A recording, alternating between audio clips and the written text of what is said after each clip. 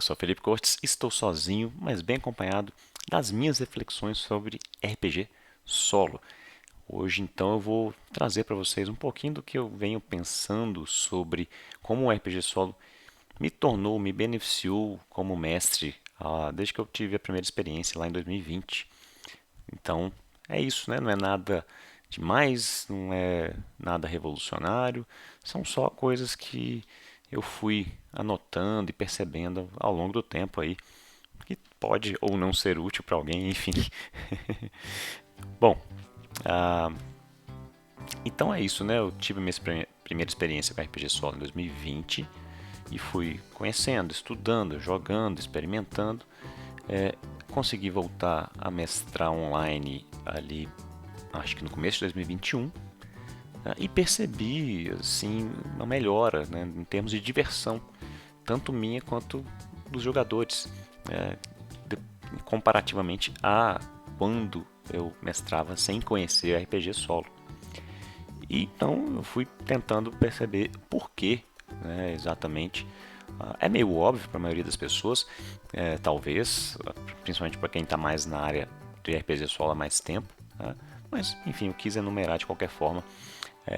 E isso também não quer dizer que mestres que jogam RPG tradicional e nunca tenham jogado solo também não possam ser bons mestres ou que não possam conhecer as coisas que eu vou falar aqui de outras formas que não tenham relação com o solo, beleza? Mas então, a primeira coisa são as ferramentas que o RPG solo proporciona. Não são exclusividade do RPG solo, mas são muito comuns e muito mais frequentes em sistemas ou em ferramentas próprias feitas para solo. A primeira delas aí são os oráculos. Tá? Então, você está lá narrando uma aventura para um grupo, alguém te pergunta algo, você pode simplesmente usar um oráculo para responder. Você não precisa preparar algo previamente ou ter certeza de tudo, saber todas as respostas. Você pode jogar para a mão da aleatoriedade. E aí, dentro de um sub-oráculo, digamos assim, né, há vários e vários geradores para tudo que é tipo de coisa que você quiser, né, que você precisar, certo? Então você tem geradores de trama. Eu não sei o que eu vou jogar hoje, vou perder meu tempo aqui pensando num plot e tudo mais. Você pode gerar a trama na hora. As cenas você pode também, claro, a partir das ações dos personagens narradas pelos jogadores, mas também pode, caso eles estejam meio perdidos, precisando de colocar a coisa em movimento, você pode gerar cenas na hora. Tá aí o Dominus, que tem tabela de cenas, por exemplo. Né? Eventos e encontros, a mesma coisa. Aquele tempero para dar aquela imersão maior, para dar um tom diferente numa cena. Os próprios NPCs, você tem geradores de NPCs, depende muito do sistema, do que você está utilizando, mas tem desde só personalidade, o objetivo, tem gerador completo de um NPC, então depende muito do que você está jogando, mas enfim, tem coisas mais genéricas para você gerar NPC também, que pelo menos vai ter aí um objetivo ou uma personalidade, né?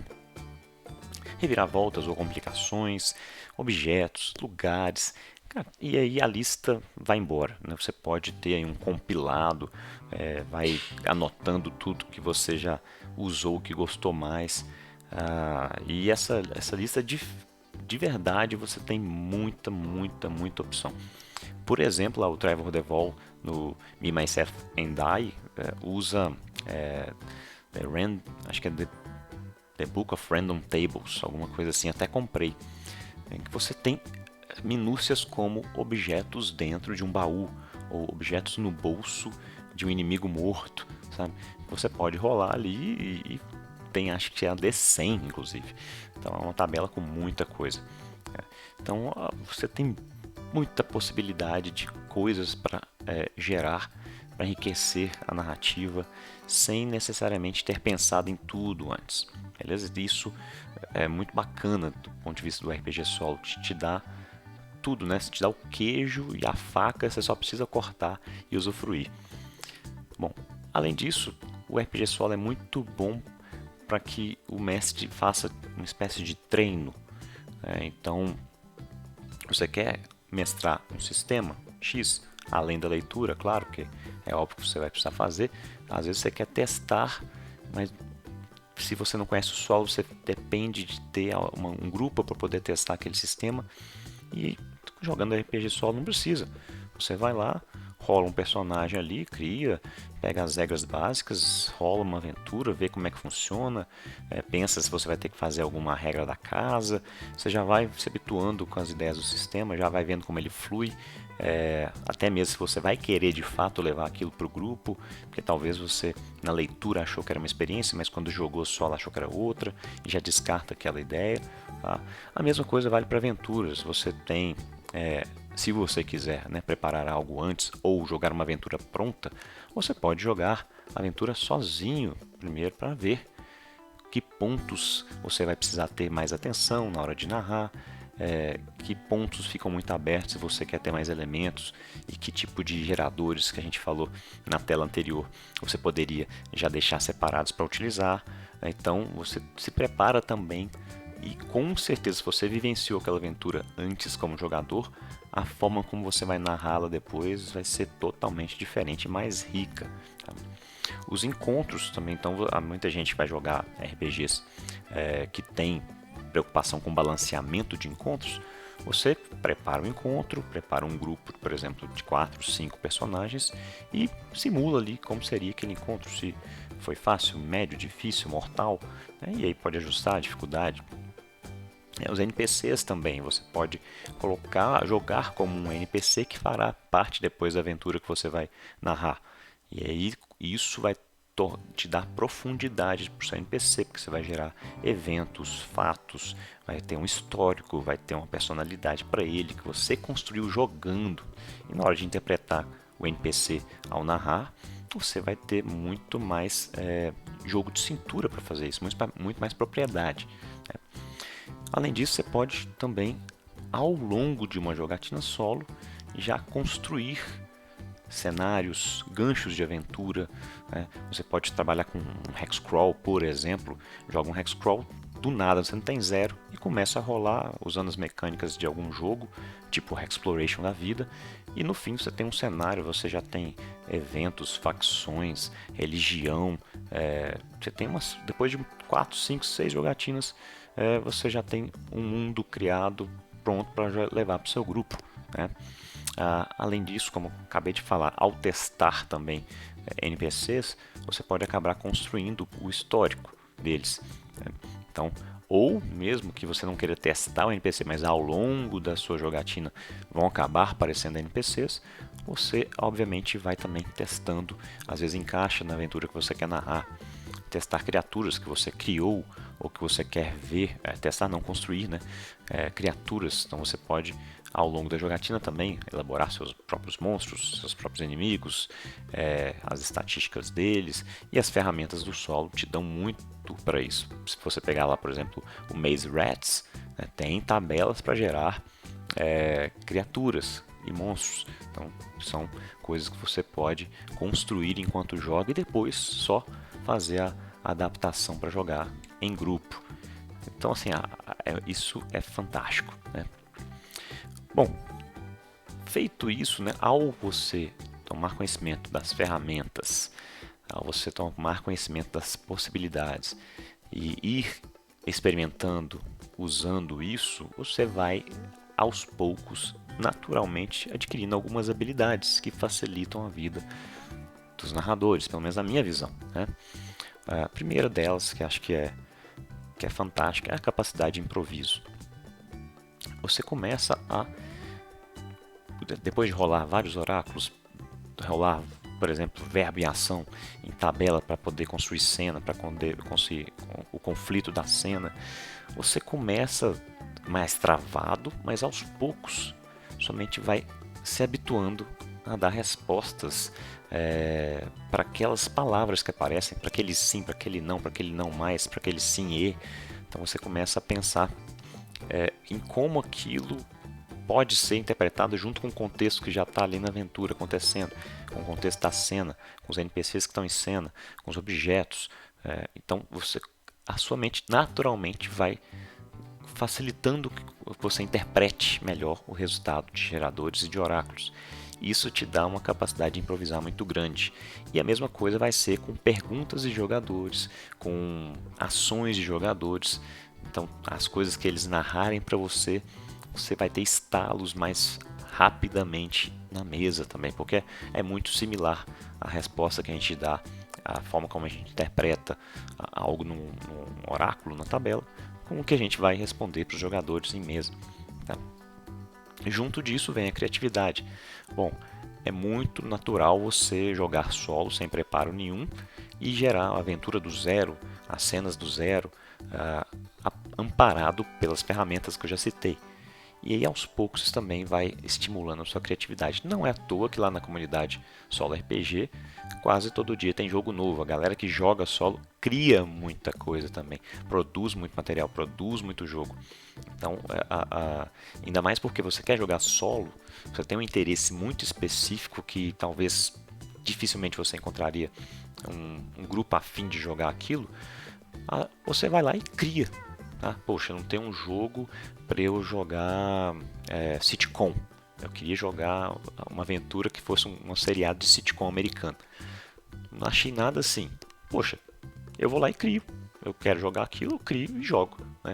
Então tem isso também. Né? A versatilidade, você... Não sei, pelo menos as pessoas com que eu já conversei lá do solo costumam jogar muito... uma variedade muito maior de jogos, né, de estilos, de temáticas, do que a galera do RPG tradicional. Tá? Isso não é uma... Não estou generalizando, mas parece ser mais comum que as pessoas joguem fantasia, cyberpunk, terror, que variem muito os estilos, né, os sistemas, o conjunto de regras, variam os próprios oráculos. Se você pegar aqui meu canal mesmo, aí estou chegando perto dos 100 vídeos já, tem... Cara, tudo que é tipo de jogatina, tudo que é tipo de sistema aí que eu já utilizei. Né? E eu me amarro, eu gosto, isso enriquece o repertório. Né? Então você não fica preso, às vezes você está jogando uma fantasia, mas por que não pode ter investigação, pode ter horror no meio, sei lá, pode ter viagem no tempo, então você não fica muito preso, você tem um repertório maior. O Tite gosta de falar muito isso lá no Solosfera. Né? Quanto mais você lê, quanto mais você joga coisas diferentes, maior o seu repertório mental. Aumenta também a sua capacidade de improviso e você vai melhorando nisso, né? E para jogo isso é muito bom, né? Agilidade de resposta na hora de narrar é muito bom, que não quebra a imersão.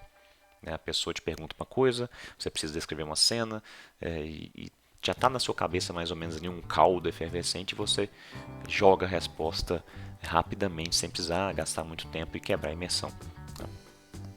E uma coisa que é interessante, que eu não soube bem que nome dá, chamei de conexão narrativa aí, né? Você aprende a amarrar mais as pontas soltas, o background dos personagens, com o background dos NPCs, com elementos do mundo, com construção de cenário. Você vai aprendendo como atar esses nós, que às vezes ficam meio que com pontas soltas, sem resposta.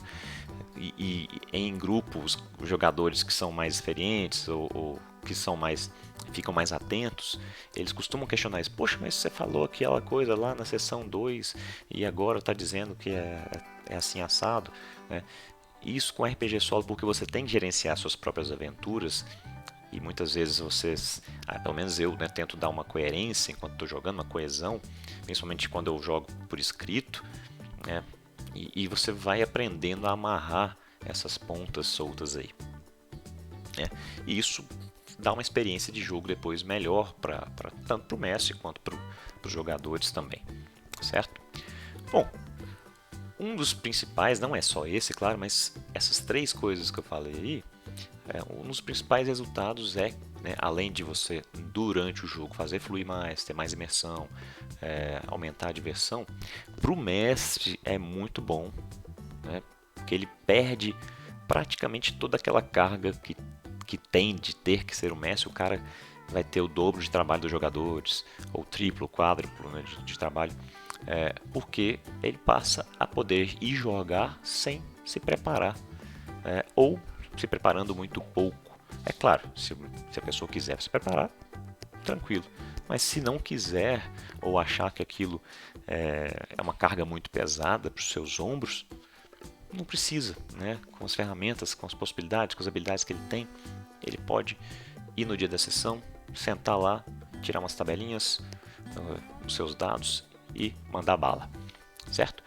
Ou seja, RPG solo e tradicional, gente, não são inimigos, né? Na verdade, a meu ver, são totalmente complementares. É óbvio que quem não tem quem curta solo e não curta tradicional, tá tudo bem. Tem gente que curte tradicional e não curte o solo, também tá tudo bem. Mas o que não pode é haver um preconceito, né? Então, se você perceber, o solo é muito útil ao tradicional e o tradicional é muito útil ao solo, tá? Então é isso. São aqui reflexões, viagens minhas aqui que eu quis compartilhar com vocês. Beleza? Espero que tenham gostado. Deixem suas impressões, seus comentários. Acrescentem coisas que eu esqueci aqui na lista. E é isso. Até a próxima.